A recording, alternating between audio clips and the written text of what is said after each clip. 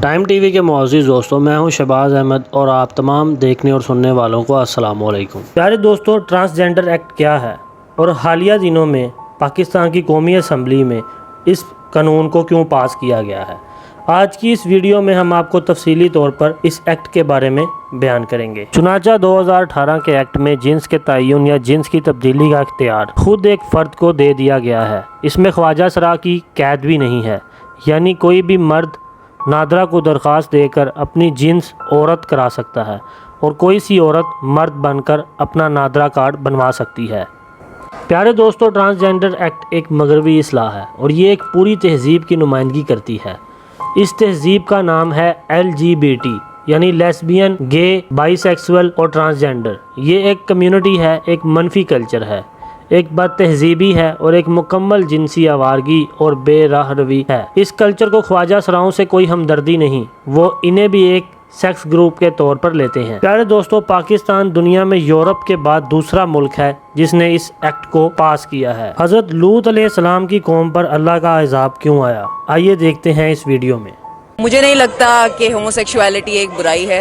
اور مجھے نہیں لگتا ہے کہ یہ زمانے کے لیے برا ہے۔ مجھے لگتا ہے میسوجنی بری ہے، مجھے لگتا ہے عورتوں کے اوپر تشدد بری ہے، مجھے لگتا ہے دو مردوں کا پیار کرنا بالکل برا نہیں ہے۔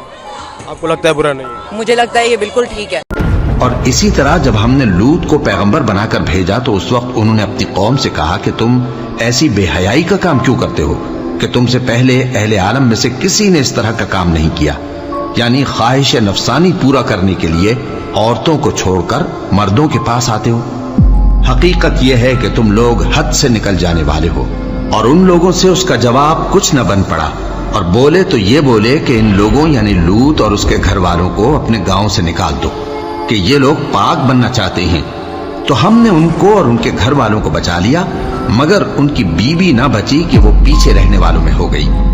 اور ہم نے ان پر پتھروں کی بارش برسائی۔ سو دیکھ لو کہ گناہگاروں کا کیسا انجام ہوا۔ آیات میں واضح طور پر قوم لوط کا ذکر کیا گیا ہے۔ نے اللہ کے بھیجے ہوئے نبی حضرت لوط علیہ السلام کا مذاق اڑایا اور ہم جنس پرستی میں مبتلا ہو گئے، جس کے باعث قوم لوط پر اللہ کا عذاب آیا۔ قرآن مجید کے مطابق مٹی میں دہکتے پتھروں کی بارش کر دی، انہیں ہلاک کر دیا گیا، اور بائبل کے مطابق اس میں گندگی آمیزش بھی تھی۔ امریکی محقق روم وائٹ نے اس علاقے کی مٹی کی تحقیق کی اور ان کے مطابق اس علاقے میں گندگ سب سے زیادہ پائی جاتی ہے۔ اس علاقے میں عام زمین کے اوپر ایک اور زمینی تہہ پائی جاتی ہے جو تحقیقات کے مطابق عذاب والی مٹی اور پتھروں کی تہہ ہے۔ اب افسوس سے یہ کہا جا رہا ہے کہ قوم لوط سے شروع ہونے والا یہ عمل اور مغرب میں عام ہوتی یہ بیماری اسلامی ممالک میں بھی کثرت سے پھیلتی ہوئی نظر آ رہی ہے، جس کی سربراہی بڑے بڑے ادارے کر رہے ہیں، جس کی موجودگی میں موجودہ دور کے مسلمانوں کو قوم لوط بنانے کی تیاری کی جا رہی ہے۔ اور ناظرین گرامی، اگر پاکستان کی بات کی جائے تو ہم آئے دن اس گڑھے میں ڈوبتے جا رہے ہیں، اور یہاں تک کہ کراچی میں IBA میں زیر تعلیم طلبہ کی جانب سے ہم جنس پرستی کی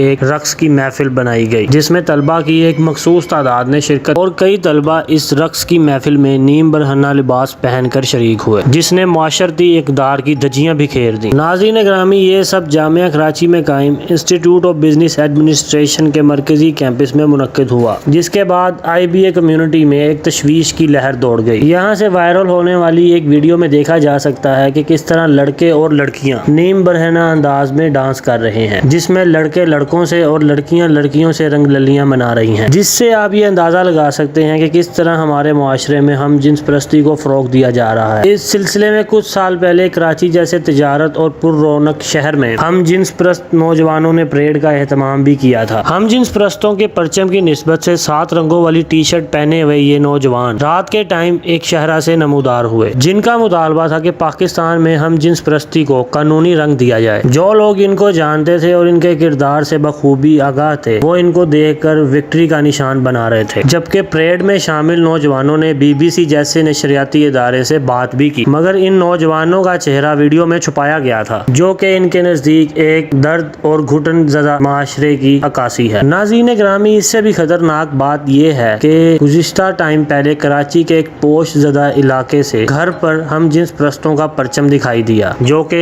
اس کی بالکنی پہ لٹکا ہوا تھا۔ ناظرین گرامی، آپ کو بتاتا چلوں کہ یہ جو 7 رنگوں والا پرچم ہے یہ ہم جنس پرستوں کا ایک خفیہ نشان ہے جو کہ اس گھر کی بالکنی پر دیکھا گیا، جو کہ ہمارے اداروں کے لیے شرمندگی کا باعث بنا۔ اس جھنڈے کے بارے میں پہلے تو علاقہ کے لوگوں نے نوٹس نہیں لیا کیونکہ 14 اگست کی مناسبت سے تمام لوگوں نے اپنے گھروں کے باہر پرچم لگا رکھے تھے، لیکن جب بعد میں ان کی توجہ مبذول ہوئی تو ان کو پتہ چلا یہ تو ہم جنس پرستوں کا ایک نشان اور ان کا عالمی جھنڈا بھی سمجھا جاتا ہے۔ لہٰذا اس حقیقت کے سامنے آنے پر اہل علاقہ نے غم و غصہ کا اظہار کیا اور باقاعدہ طور پر وہاں احتجاجی مظاہرے کیے گئے، جس کے بعد اس جھنڈے کو وہاں سے اتروا لیا گیا اور لگانے والوں کو حراست میں لے لیا گیا۔ بعض لوگوں کے مطابق ہم جنسی جیسی غیر فطری خواہش کو پورا کرنے کے لیے شہر کے کئی عوامی مقامات اور پوش علاقوں میں مقامات کو مختص کیا گیا ہے جہاں پر ہم جنس پرستی جیسی غیر فطری خواہش کو پورا کرنے کے لیے شہر بھر سے تمام ہم جنس پرست جمع ہوتے ہیں، جبکہ پوش علاقوں میں باقاعدہ ہم جنس پرستوں جیسی پارٹی کو بھی انعقاد کیا جاتا ہے۔ ان کا کہنا ہے کہ ہم جنس پرست عام لوگوں تک پہنچنے کے لیے جڑوں کا استعمال کرتے ہیں اور روایتی طریقہ کار کے علاوہ سوشل میڈیا کا استعمال بھی کر رہے ہیں، اور جب لوگ ان کے جالوں میں پھنس جاتے ہیں تو تنظیم کے ممبران غریب اور متوسط طبقے سے تعلق رکھنے والے شوقین افراد کی غیر اخلاقی ویڈیوز بنا لیتے ہیں اور پکا ہونے کے بعد انہیں مستقل ممبر بنا لیا جاتا ہے۔ اس کام کے لیے مقامی انتظامیہ ان کی سرپرستی کرتی ہے کہ حیران کن طور پر اس تنظیم کے ممبران کی تعداد شہر قائد میں ہزاروں میں پہنچ چکی ہے، جبکہ اس کے مستقل ممبران اپنی فحش ویڈیو بین الاقوامی سوشل میڈیا پر اپلوڈ کرتے ہیں اور بعد ازاں یورپ کی ریاستوں میں پناہ کے لیے ہم جنس پرست ہونے کی درخواستیں جمع کروائی جاتی ہیں۔ پناہ کے لیے ان درخواستوں میں یورپی ریاستوں کو یہ بات باور کروائی جاتی ہے کہ وہ پاکستان میں کئی سالوں سے ہم جنس پرستوں کی تنظیم